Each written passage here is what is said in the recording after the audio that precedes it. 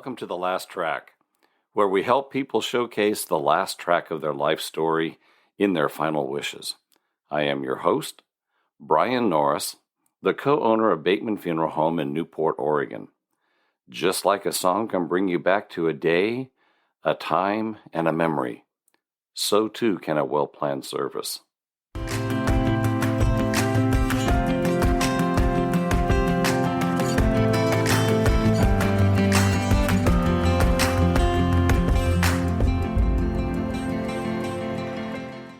Today, we're going to be talking a little bit about money and pre-needs.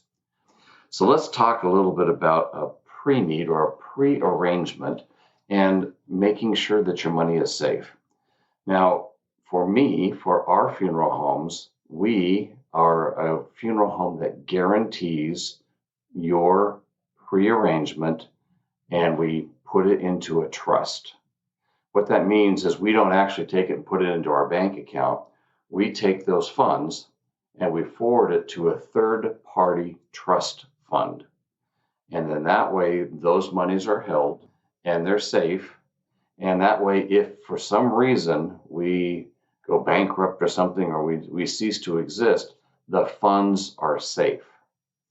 And so whatever funeral home you're going to be visiting with to do your pre-arrangement, and set up your final arrangements, make sure you ask them, first off, are the funds guaranteed? And how do you keep my money safe? And there's a couple different ways that funeral homes can do this.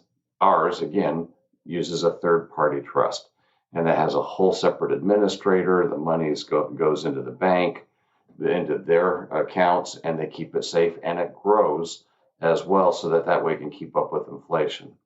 And we guarantee the prices at the time. So if you were to pass away in 10 years, there would be no more money that would be required for your family to pay for all of the guaranteed items. Now, there are a few things that aren't guaranteed, and those are the things that we can't control, like the state filing fee for the state of Oregon, death certificate prices. If you have a pastor or a minister that you want to set aside some funds for to help pay them and give them an honorarium, that maybe it's in 10, 15 years from now, it's going to cost $1,000. Who knows what inflation is going to do? Those things we can't guarantee. Everything else that's in our control, all of our service and those things are guaranteed. Maybe you're self-insuring and you're sticking that money away in the bank, and you're going to put $10,000 aside in a savings account, and you have your next of kin that has access to the money, and that's okay. If you put all your final wishes down and place it at the funeral home, they're going to be more than happy, they should be, to hold that information on file, and then when you pass, the next of kin calls and says, hey, my dad passed away. You pull out the file and you see all of their wishes. It's just not funded. And so your next of kin will be paying at that point. And that's okay. That's completely fine. The prices will vary, as far as, because you didn't fund at that time and lock in your prices, the prices you'll be paying that cost. And it might have gone up, with inflation, that type of thing. But again, if you're fully funding yourself by putting it in a savings account, that's fine. So let's talk just a little bit about different instruments that can be used during a pre-arrangement. First, we talked about trust. The money goes into a trust account. The second way is maybe the funeral home uses an insurance agent. And so, for example, some funeral homes have a licensed insurance agent, and that person meets with you, and you write up a pre-arrangement for your final expenses, and they put it into an insurance policy. And a lot of times those insurance policies can have monthly payments that can be given on that policy. Sometimes those insurance policies have a couple exceptions to them. For example, the first 2 years, if you were to pass away, then you would have a cash value going towards the final arrangement expenses. Then if you passed away after 2 years and it's not paid up, it still pays out the entire face value of that insurance policy, and there's going to be a beneficiary, and that beneficiary would be the funeral home. That's how that would work. Now, there's final expense life insurance companies that are specifically made for that, and you take out the insurance, and the funeral home keeps a copy of that policy on file, and it's in your file. And when you pass away, it's been assigned to that funeral home, and they receive all those funds. So that's one way that people fund their prearrangement for their final expenses.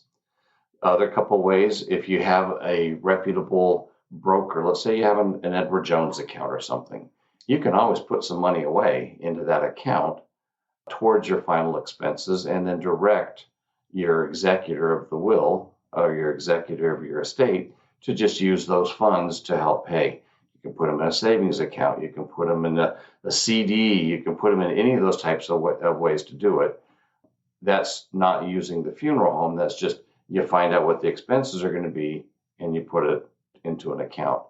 Sometimes people like to do that, and that's okay. We take checks, we take cash, that type of a thing. So if somebody were to set it aside and then come in and have somebody pay, that takes care of it too. Now, that's not going to guarantee the prices. So for example, if a person comes in and says, Brian, I want to put aside some money, how much does it cost to be cremated? And I would tell him the price. And if he were to go home and put aside, $1,465, if that was the price, $1,465 for a direct simple cremation, and he puts into an account, that would be there. But if my prices go up, say in 3 or 4 or 5 years, which most likely they will, and you only put in $1,465 into this account, there's going to be a difference that's going to have to be paid, unless that $1,465 had earnings to keep up with our prices as well. So that can be done, but it's not a guarantee of taking care of all the final expenses. When you do a final expense, there's a few things that you're going to want to talk to and ask your funeral home. First off, is it fully portable? So a trust fund is going to be portable because the money goes into a third party. If you were to move, say 100 miles away or 200 miles or 300 miles away, that is fully portable to a different funeral home, and that other funeral home can apply for those funds. Now, they may not be guaranteed at that other funeral home, because maybe my prices are lower than another funeral home. And so you would have to pay the difference. Or maybe my prices are higher and you go somewhere else. And if you were to pass away, they would get a refund. The family would get a refund. So if you know you're going to be staying within 100 miles or so of a funeral home, you could do a prearrangement and keep with that same funeral home, because they can go and they could work that into your prearrangement expense and know that you're going to be picked up maybe up in Portland, which is 100 miles away or so. And we could still do that pickup and take care of everything. If you're not sure and you're going to move all the way across country, then there are some national companies, and yes, they're more expensive, but maybe those would be what's going to be in your best interest because you're not sure where you're going to end up. And you want to make sure everything's 100% guaranteed. Well, if you are with one of those national companies, they would guarantee that price no matter where you are in the U.S. So that's just something to keep in mind. They are more expensive, but again, maybe peace of mind is what you want to have, and that might be the best thing for you. When you pay for your final wishes, so like if you want to pay for a pre-need, then what you're going to want to do is you're going to ask your funeral home what type of payment plans they have. So for example, a trust, there can be payments into a trust. Sometimes it's just more simple especially if you're doing a simple direct cremation, and say it's under $2,000 for everything, you can just save up the $2,000, do it all in one trip, and you're done. Because again, there may be some catches. If it's not fully funded and you were to pass away prior, then there would only be the cash value of that trust fund. So there would be some more expenses at the other end. One more thing as far as funding. I forgot to mention a little bit about military burial benefits and Social Security benefits. Your SSI, your Social Security benefits, you receive $255. Well, I should say your spouse receives $255. The surviving spouse receives that money. That money does not go to children or anybody else. And if there is no spouse, there is not that $255. So you need to have that understanding. And a lot of people, because they're a veteran, they think that everything's covered by the military. That's only true in certain instances. If a person has become fully or sometimes partially, like more than 50% disabled by active duty service, there can be some funds.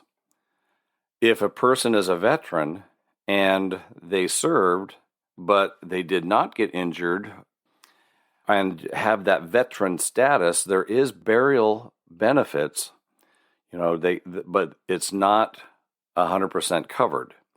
So I always like to say, if you're going to a national cemetery, from the gates when you enter the gates in, that is all covered and paid for by the veteran service, by serving in the military or other organization that's qualified to be buried or placed into a niche at a cemetery. What is not covered is the actual cremation, picking up the person and doing the cremation and transporting to the national cemetery, or picking up the person, doing an embalming, or placing them in a casket, everything outside the gates of this national cemetery. You can pay for it with a credit card. Check to make sure that there's not a credit card charge. You can write a check. You can pay it in cash, or some places do payments. And especially if you're doing an insurance policy, they do take payments. And that, remember, there is about a 1 or 2 year caveat there that you may not be fully covered until payment in full. I think I pretty much covered most of pre-arrangements. Every podcast we take a moment, and we take a moment to remember all the families that are experiencing a loss and to light a virtual candle in their memory. So let's take a moment and remember them.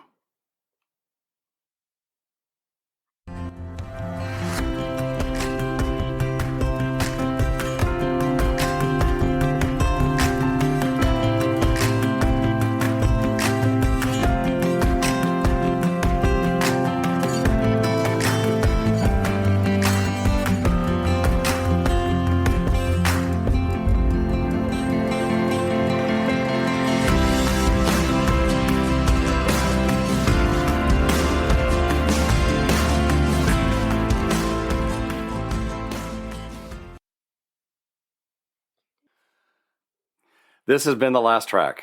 I'm Brian Norris, and you can find out more information about Bateman Funeral Home at our website at batemanpacificview.com, or you can visit us on Facebook. If you have any feedback or any questions about today's episode, you can leave us some feedback on our Facebook page, or you can give us a call, 541-265-2751, or you can email us at info@batemanpacificview.com. We'd love to hear from you.